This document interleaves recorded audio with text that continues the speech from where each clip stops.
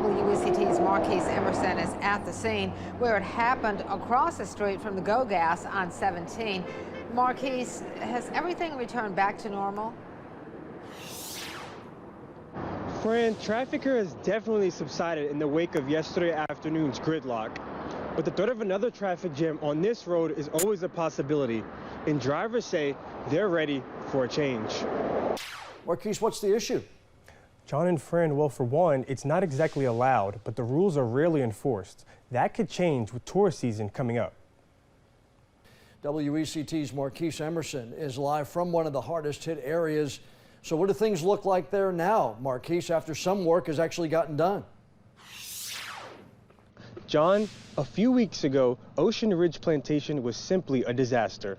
And while the recovery here still has a ways to go, it is progressing. WECT's Marquise Emerson heard some concerns from people still holding out on getting a vaccine. What did they say to you today, Marquise? Yeah, John, whether it was people getting their hair cut or those cutting hair, distrust in the vaccine was a common theme among those I talked to. And John, despite those cases of hesitancy, people like Ms. Thompson are going out into the community to give people the information that they need to make informed decisions about this vaccine. One entire neighborhood is threatened by flooding in a part of Brunswick County. WECT's Marquise Emerson saw that situation in person today. What does it look like, Marquise? Yeah, John, a woman reached out directly to the WECT newsroom asking for help regarding the issues her home and community have been facing due to persistent flooding. Now, I took a trip down to Supply in Brunswick County to investigate. Crystal also told me that school buses can no longer pick up the children in the neighborhood due to the poor conditions of the roads. We also reached out to Brunswick County Emergency Services to comment on those flooding issues, but did not hear back. John? All right, Marquise, let's hope things improve for that community down there in Brunswick County.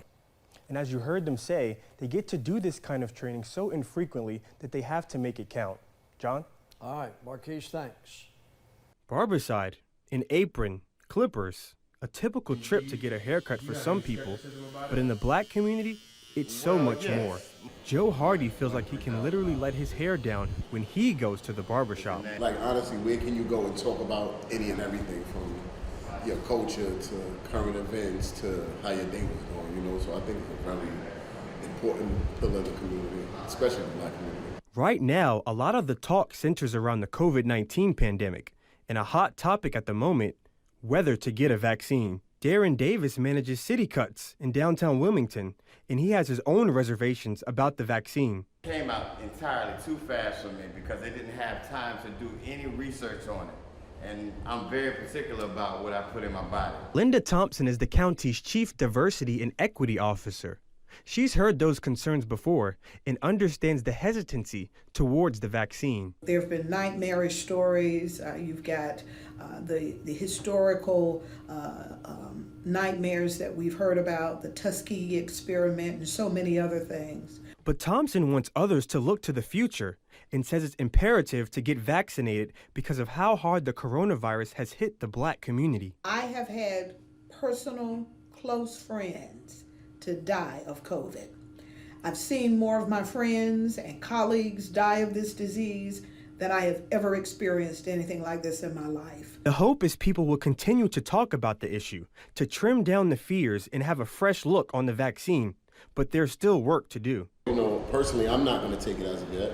I'd rather do my research and, you know, be more in depth about it.